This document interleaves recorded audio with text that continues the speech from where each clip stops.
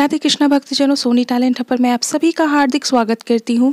आज मैं आप सभी के सामने आप जब पूजा करते हैं तो पूजा करते समय जो आपको कुछ शुभ संकेत मिलते हैं हमारे ईश्वर के द्वारा, हमारे ईश्वर वो संकेत देते हैं, तो उसका क्या मतलब होता है। अगर आपको ये कुछ संकेत मिलते हैं तो आपको समझना चाहिए कि आपके जीवन में जो भी दुख बाधाएं विपत्ति चल रही है या हो रहे हैं, आप अगर किसी परेशानी से गुजर रहे हैं तो वो सब अब ख़त्म होने वाले हैं, आपके अच्छे दिन आने वाले हैं।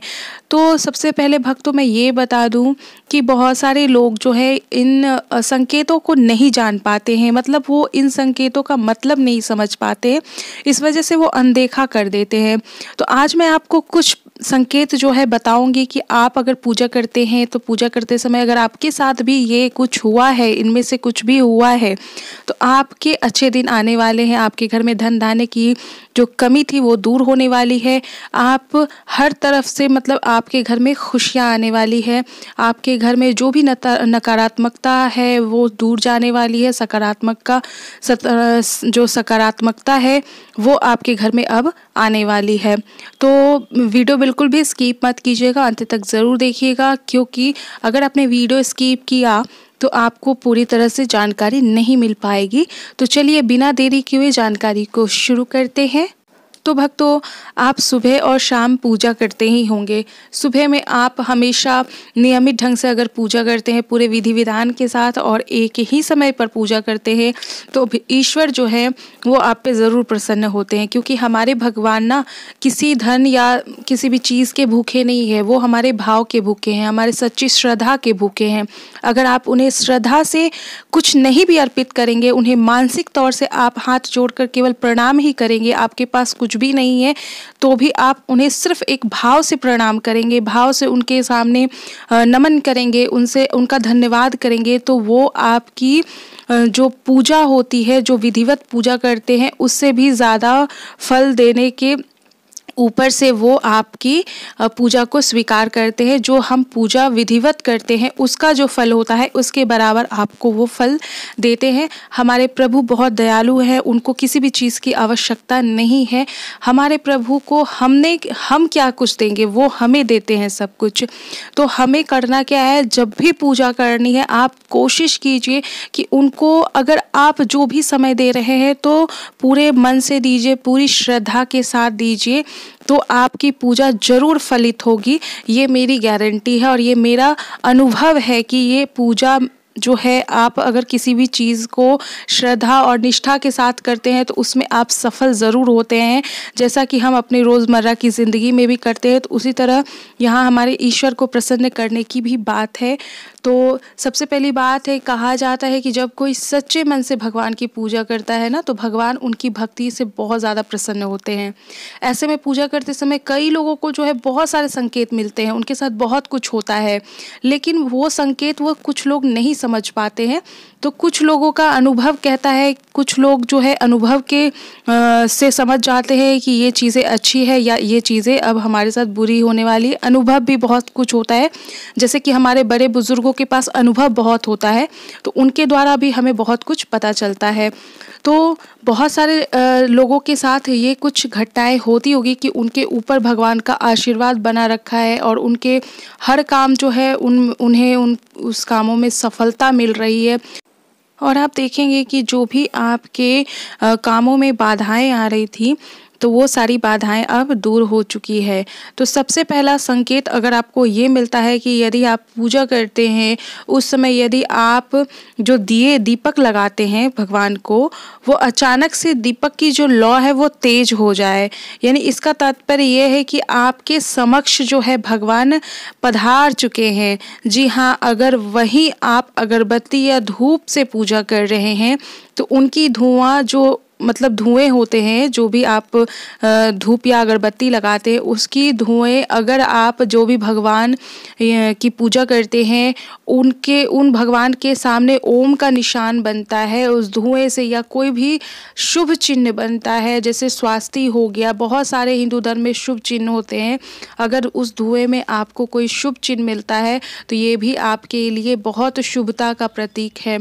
दूसरा है, कहते हैं कि पूजा करते समय यदि आप भगवान की पूजा जो पूजा करते हैं, आप भगवान की जो प्रतिमा होती है या जो भगवान का विग्रह होता है उस पे फूल माला जो आप उनको चढ़ाते हैं, तो वो अगर फूल माला आकर आपके सामने से या फिर जो भी आप फूल अर्पित करते हैं उन्हें, वो अगर गिर जाता है तो आप समझ लीजिए कि आपने जो भी मनोकामना के साथ उनकी पूजा शुरू की है ना, वो मनोकामनाएं पूर्ण होगी।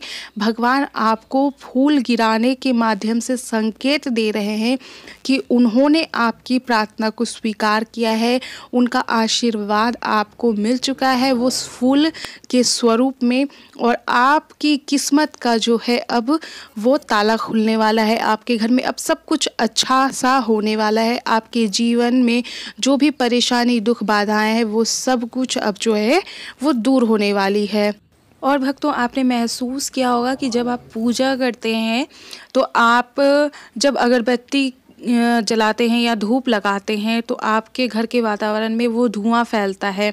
उसके बाद आपने महसूस किया होगा कि कुछ आपके अंदर जो है वो सकारात्मकता ऊर्जा का संचार हो रहा है। आपको अंदर ही अंदर, आपको कोई भी रीज़न नहीं पता होगा कि आप खुश क्यों हैं, लेकिन आपको अंदर ही अंदर वो खुशी होगी। तो वो खुशी क्या होती है ना, वो आपके आसपास जो पॉजिटिव वाइब्स है, जो सकारात्मक ऊर्जा का जो वहाँ पर उपस्थिति है, वो उसी की वजह से आपको उतनी अंदर से जो है वो खुशी महसूस होती है।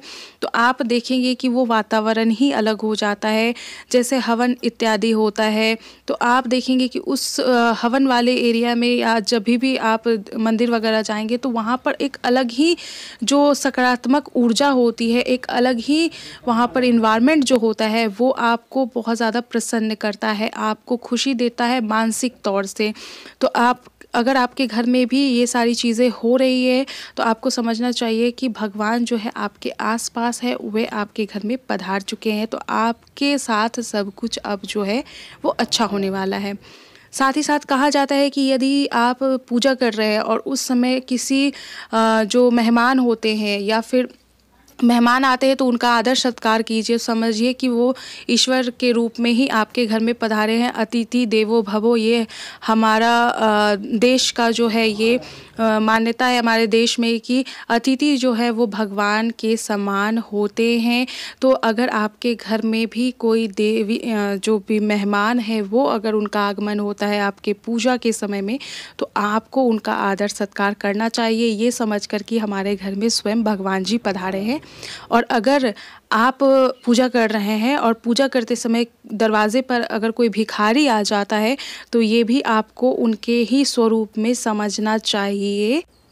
तो आप कृपा पूर्वक अपने सामर्थ्य अनुसार आपसे जितना हो सके आप उसको, उस भिखारी को, उस व्यक्ति को आप दान अवश्य करें। देखिए, ये सारे कुछ अच्छे संकेत थे। अगर आप जब पूजा कर रहे हैं तो उस समय यदि आपके दरवाजे पर कोई गाय आती है तो उन्हें आप रोटी ज़रूर खिलाएं। तो इन सभी चीज़ों का जो आगमन होता है आपके पूजा के समय में, ये बहुत ही ज़्यादा शुभ होता है। आपके घर में जो भी कलेश है, बाधाएं हैं, वो सब दूर होगी। आपकी किस्मत चमकने वाली है। आपके घर में आर्थिक तंगी जो चल रही थी वो सब समाप्त होगी। तो सबसे पहली बात है कि भगवान जो होते हैं ना, भक्त की परीक्षा लेने के लिए वो किसी भी रूप में आ सकते हैं। तो आप किसी का निरादर ना करें। उनकी आप जो सेवा है, आपको जितनी हो सके आप सामर्थ्य अनुसार उनकी सेवा ज़रूर करें। आप यही समझें कि ये आपके सामने आपके ईश्वर खड़े हैं, तो आपके अंदर वो सेवा भावना भी ईश्वर के लिए ही जगेगी। तो आपको उन्हीं के स्वरूप में उन्हें देखना है। क्या पता, हो सकता है कि वो हमारे ईश्वर ही हो। तो इसलिए आपको जो भी करना है वो पूरे भक्ति भाव के साथ करनी है। तो उम्मीद करती हूँ आपको मेरी ये जानकारी पसंद आई होगी। मिलते हैं अगली वीडियो में कुछ नई जानकारी के साथ। तब तक के लिए आप सभी का बहुत बहुत धन्यवाद। राधे राधे, जय माता दी।